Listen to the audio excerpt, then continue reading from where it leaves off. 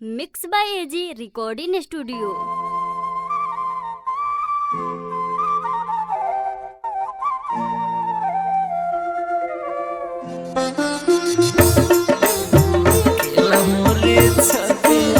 रोज रोज रोतानी तू हरिला जगले बीते रतिया होए रानी आवेलू तू जब जब याद कुहू केला मोरी छतिया होए रानी आवेलू तू जब जब याद कुहू केला मोरी छतिया हो।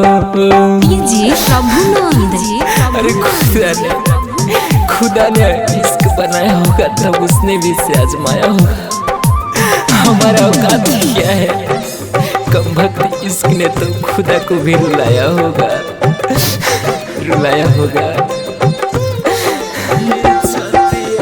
हमरा के छोड़ दिहलू काहे तू मनलू ना बतिया होए रानी आवेलू तू जब जब याद कुहू केला मोरी छतिया होए रानी जब जब आवेलू तू याद कुहू केला मोरी छतिया जी प्रभुनंद जी, नाम से करती है ठहर क्यों नहीं सकता। अरे जो बीत गया है वो गुजर क्यों नहीं जाता, वो एक ही चेहरा को याद रखते हैं, जो दूर है वो दिल से उतर क्यों नहीं जाता, उतर क्यों नहीं जाता।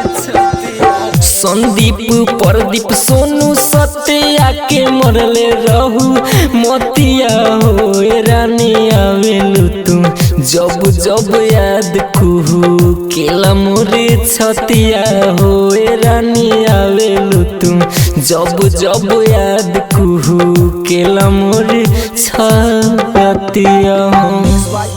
एजी रिकॉर्डिंग स्टूडियो रोशनपुर सपहा।